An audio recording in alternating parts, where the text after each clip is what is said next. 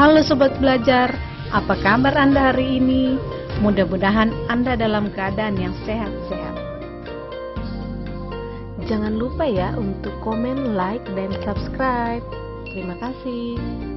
Kali ini kita akan belajar materi tentang dua pokok bahasan, yaitu yang pertama potensi sumber daya alam Indonesia yang terdiri dari potensi sumber daya hutan, potensi sumber daya tambang, dan yang kedua, potensi kemaritiman Indonesia, perikanan, hutan mangrove, dan terumbu karang. Sobat Belajar, hutan di Indonesia memiliki potensi yang sangat besar, yaitu mencapai 99,6 juta hektar atau 52,3% dari luas wilayah Indonesia. Luas hutan yang besar saat ini masih dapat dijumpai di Papua, Kalimantan, Sulawesi, dan Sumatera. Di Jawa, luas hutan telah mengalami banyak penurunan karena terjadi alih fungsi untuk pertanian dan permukiman penduduk.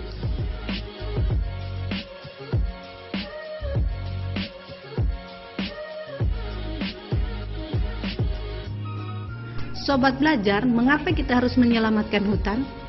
Berdasarkan data yang dikeluarkan oleh Kementerian Kehutanan, laju kerusakan hutan kita mencapai 300.000 hektar per tahun. Akibatnya, banyak spesies tumbuhan dan hewan yang terancam punah. Nah, ini adalah beberapa manfaat dan fungsi dari hutan. Yang pertama, menyimpan air hujan dan kemudian mengalirkannya ke sungai-sungai dan danau sehingga pada musim kemarau tidak mengalami kekeringan. Yang kedua, tempat hidup bagi flora dan fauna yang menjadi sumber makanan dan obat-obatan pada saat ini maupun pada masa yang akan datang. Yang ketiga, mencegah terjadinya erosi atau pengikisan karena air hujan tidak langsung jatuh ke tanah dan mengikis tanah-tanah yang subur. Fungsi hutan berikut: menghasilkan oksigen dan menyerap karbon dioksida sehingga suhu bumi dapat terkendali. B. Potensi sumber daya tambang. Perhatikan peta berikut ini. Indonesia merupakan salah satu negara di dunia yang kaya akan bahan tambang. Seberapa besarkah potensi tambang di Indonesia? Sumber daya tambang yang pertama adalah minyak bumi dan gas. Minyak bumi dan gas merupakan sumber energi utama yang saat ini banyak dipakai untuk keperluan industri, transportasi, dan rumah tangga. Cadangan minyak bumi Indonesia terus berkurang seiring dengan pengambilan atau eksploitasi yang terus dilakukan. Adapun sebaran penghasil minyak bumi pada sejumlah pulau di Indonesia dapat dilihat pada Sumatera, Jawa, Kalimantan, Maluku, dan Papua. Sumber daya tambang yang kedua adalah batu bara. Batu bara adalah batuan sedimen yang terbentuk dari sisa tumbuhan yang telah mati dan mengendap selama jutaan tahun yang lalu. Yang berikut adalah bauksit. Bauksit adalah sumber biji utama untuk menghasilkan aluminium. Bauksit bermanfaat untuk industri keramik, logam, kimia, dan metalurgi. Yang keempat adalah pasir besi. Pasir besi adalah sejenis pasir yang konsentrasi besi yang signifikan. Pasir ini terdiri dari magnetik, titanium, silika, mangan, kalium, dan vanadium. Pasir ini dimanfaatkan untuk industri logam besi dan industri semen.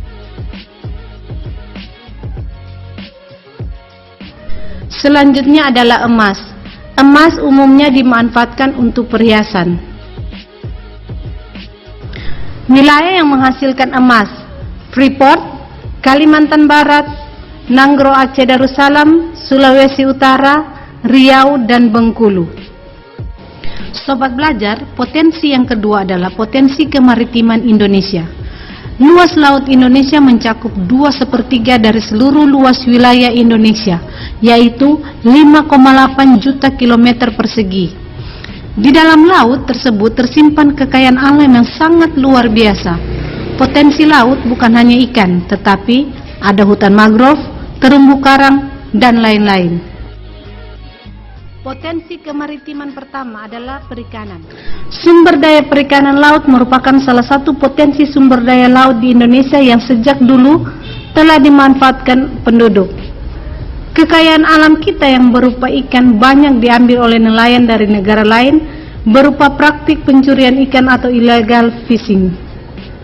Adapun beberapa wilayah perairan Indonesia yang rawan dengan kegiatan ilegal adalah Laut Arafuru, bagian Papua di timur perairan Indonesia.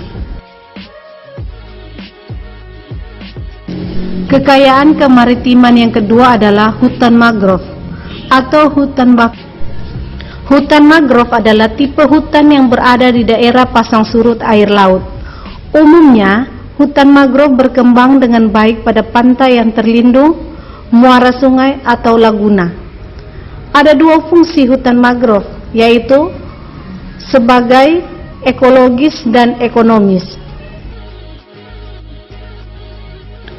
Fungsi ekologis yaitu melindungi pantai dari abrasi air laut, dan fungsi ekonomis berupa kayu, pepohonan, dan makhluk hidup yang ada di dalamnya.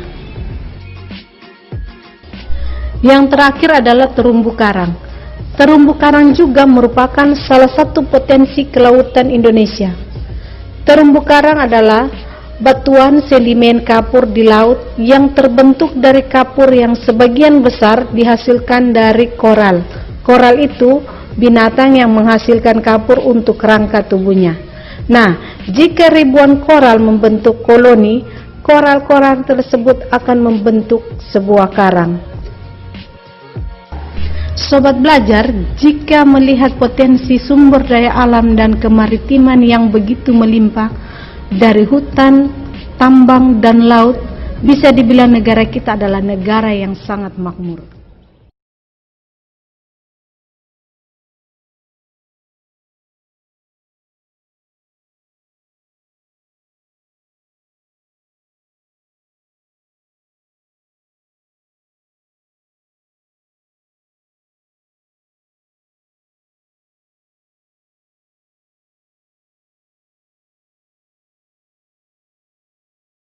Sampai jumpa pada video pembelajaran selanjutnya.